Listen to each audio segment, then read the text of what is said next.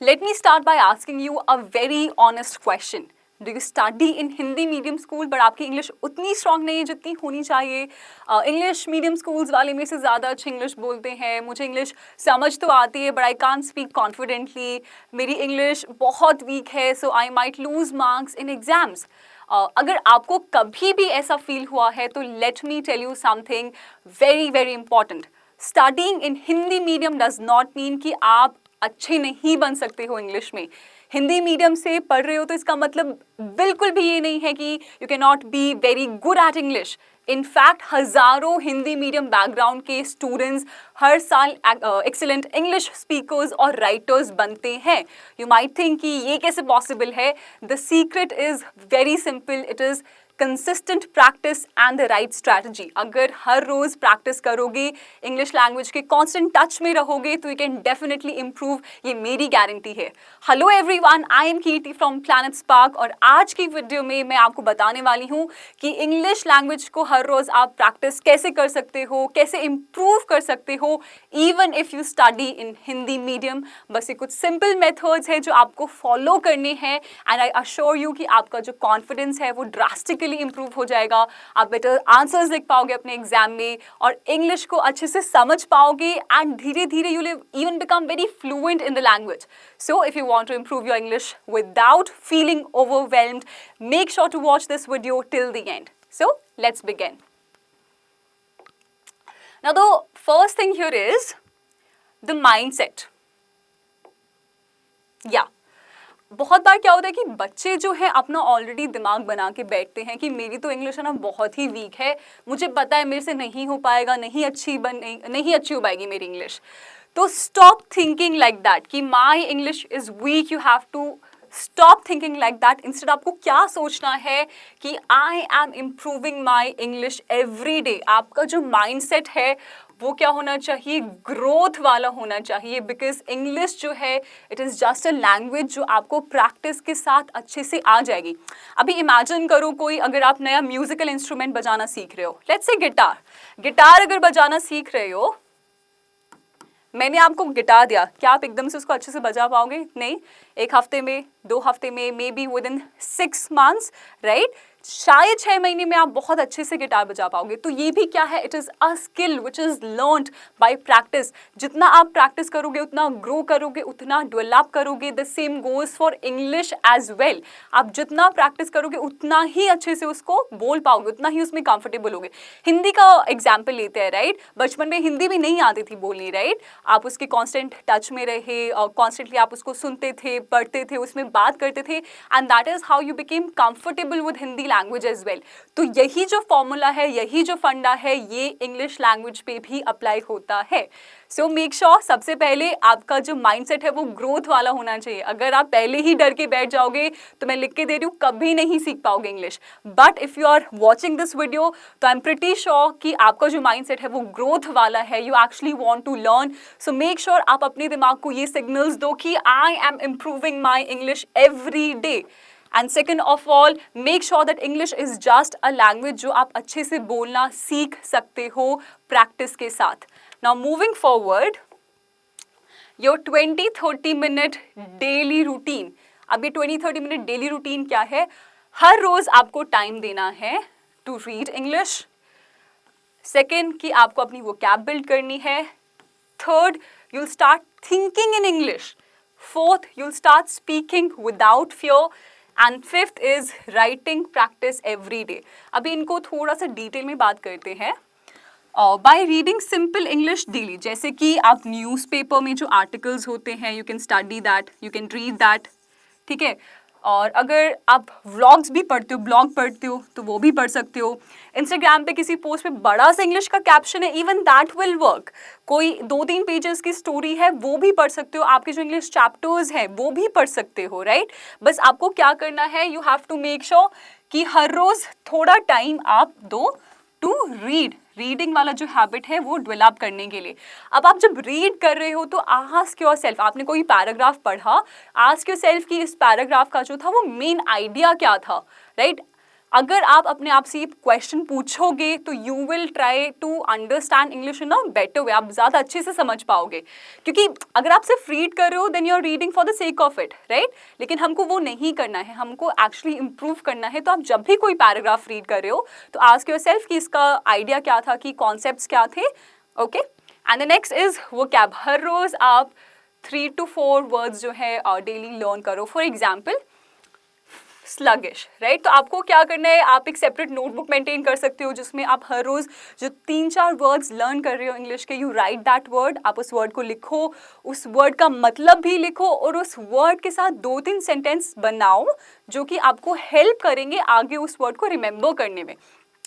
अब बहुत बच्चे क्या करते हैं कि ये चीज़ तो कर लेंगे बट उन वर्ड्स को दोबारा से रिवाइज नहीं करेंगे, उनको अपनी डेली लाइफ में यूज़ नहीं करेंगे।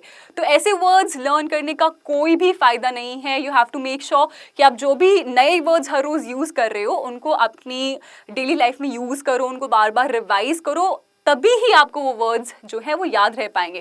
फॉर एग्जाम्पल वर्ड है स्लगिश, जिसका मतलब होता है when you feel very tired, कुछ एनर्जी नहीं बची है आपकी बॉडी में, राइट। तो मैं कह सकती हूँ that when I come back from school I feel sluggish, right. तो आप ऐसे सेंटेंसेस लिखो जिनसे आप रिलेट कर पा रहे हो और ऐसे आपको जो वो वर्ड्स हैं वो याद रह जाएंगे। Now third is think in English. बहुत बच्चों की इंग्लिश, बहुत लोगों की इंग्लिश इनफैक्ट पुअर क्यों होती है, बिकॉज वो इंग्लिश में सोचते नहीं है। वो क्या करेंगे, वो पहले हिंदी में सोचेंगे फिर उसको ट्रांसलेट करेंगे।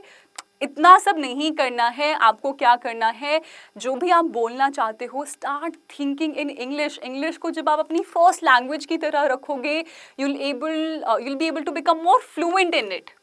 Now fourth is speak without fear. I know जिन लोगों की इंग्लिश नहीं अच्छी होती है उन लोगों को बहुत ही ज़्यादा डर लगता है टू स्पीक इंग्लिश। तो अभी आपको फिर क्या करना है, आपको हर रोज़ प्रैक्टिस करना है इंग्लिश बोलना, अपने पेरेंट्स के आगे, फ्रेंड्स के आगे, सिबलिंग्स के आगे, even in front of a mirror. आप एक मिरर के सामने भी खड़े हो सकते हो और प्रैक्टिस कर सकते हो। अपने आप को देखो कि आप कैसे बात कर रहे हो। And the last here is writing practice daily. आप जितना हर रोज़ प्रैक्टिस करोगे लिखना। फॉर एग्जाम्पल मैंने आपको रीडिंग के लिए कहा था कि अगर आप एक पैराग्राफ रीड कर रहे हो हर रोज, राइट, तो उस पैराग्राफ को पढ़ने के बाद ये सोचो कि मुझे समझ में आया कि नहीं आया, पैराग्राफ किस चीज के बारे में था, और उस चीज के ऊपर आप कुछ लाइंस लिखो। तो आपकी जो है हर रोज की डेली प्रैक्टिस भी हो जाएगी। अगर आप ये कुछ सिंपल स्टेप्स फॉलो कर लोगे तो आई अश्योर यू आपकी 5-6 महीने में इंग्लिश बहुत ही अच्छे से इंप्रूव हो जाएगी, right. Now moving on, cramming नहीं करना है बिल्कुल भी। जस्ट मेक श्योर कि आप हर रोज इंग्लिश बोलने का प्रैक्टिस करो। नाउ बहुत बच्चे क्या मिस्टेक्स करते हैं कि क्वेश्चंस को समझते नहीं है, राइट। तो आपको सबसे पहले क्या करना है, आप क्वेश्चंस को समझो, राइट। जो हमने ये 5 स्टेप्स के बारे में बात की है, अगर इनको फॉलो करोगे तो आपको अच्छे से क्वेश्चंस भी समझ में आने लग जाएंगे। कंफ्यूजन नहीं होगी कि आपसे एग्जामिनर जो है वो क्या पूछ रहा है उसके आंसर में। आपको अनसीन पैसेजेस सॉल्व करने में बहुत ईजी हो जाएगी। You will be able to write structured answers अच्छे से लिख पाओगे। And last of all grammar mistakes नहीं होंगी, राइट। इमेजिन कि आपको बस ये 5 सिंपल स्टेप्स जो है फॉलो करने हैं और इसकी वजह से आपके एग्जाम में भी आपकी इतनी हेल्प होने वाली है।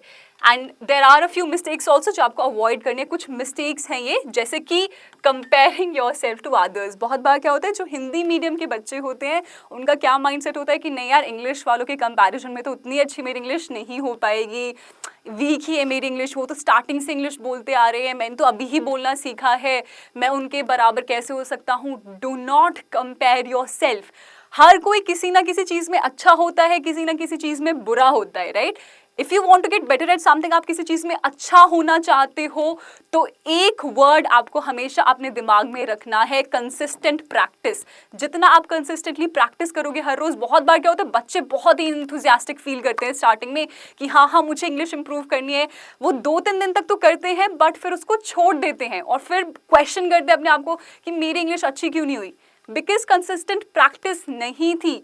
आई एम अश्योरिंग यू कि अगर आप 5-6 महीने ये फॉर्मूला अगर फॉलो करोगे तो आपकी इंग्लिश 100% ईजी होने वाली है, बेशक आप हिंदी मीडियम से हो।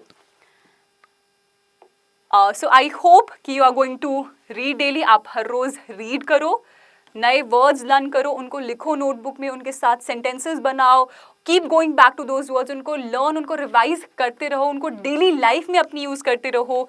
Try to think in English. I know it is difficult, शायद आप पहले हिंदी में सोचोगे, उसको फिर ट्रांसलेट करोगे, it's okay, but with time आपको ये चीज़ अपने अंदर चेंज करनी है. Start thinking in English. अगर आप इंग्लिश में सोचोगे तो थोड़ा सा फ्लुएंटली बोल पाओगे. और next is speak fearlessly. It's okay, सब लोग मिस्टेक्स करते हैं, कोई भी परफेक्ट नहीं है. Even I am not fluent in English, I also make mistakes, but the point here is कि आपको फियरलेसली अपने आप को प्रेजेंट करना है. उसके लिए मैंने आपको टिप्स दी हैं. आपका दिन कैसा गया, how did your day go, what new things you learn today. तो इन सब चीज़ों के बारे में आप क्या कर सकते हो, you stand in front of the mirror and you answer those questions. आप उनके बारे में सोचो इंग्लिश में, you think in English and then you stand in front of the mirror और in front of your parents, friends, siblings, और उनके आगे ये आंसर करो and see for yourself कि आप कैसा कर रहे हो. अगर आप ये चीज़ हर रोज़ करोगे, आई गारंटी यू कि आपको बहुत मेजर डिफरेंस दिखेगा and will be able to improve your English. And the last is practice writing. Writing से क्या होने वाला है, जो भी आप ग्रामर मिस्टेक्स करते हो, राइटिंग स्किल्स में जो भी आपको आंसर लिखने होते हैं, लिटरेचर के जो भी आंसर्स लिखने होते हैं एग्जाम में, उसमें भी आपको बहुत हेल्प होने वाली है. ऑफ कोर्स ये सब चीज़ें जो है आपको लाइफ में तो हेल्प करनी ही वाली हैं, but it's going to also help you in your exams to score better. So please make sure कि आप बेशक हिंदी मीडियम से नहीं हो, अगर ये प्रैक्टिस करोगे, ये फॉर्मूला अगर आप फॉलो करोगे अच्छे से, तो इंग्लिश बहुत अच्छी हो जाएगी. डरना नहीं है इंग्लिश बोलने से कभी भी. सो मेक श्योर दैट आप ये सब चीज़ें जो है अपने दिमाग में रखो. और अगर आपके आसपास आपके कोई भी फ्रेंड्स हैं जो स्ट्रगल कर रहे हैं इंग्लिश में बोलने के लिए, so you can share this video with them, right, and it's going to really help them. If you found it helpful, you like it, you subscribe to the channel. I am Kirti from Planet Spark and I'll see you in the next lesson with more amazing tips like these. Thank you.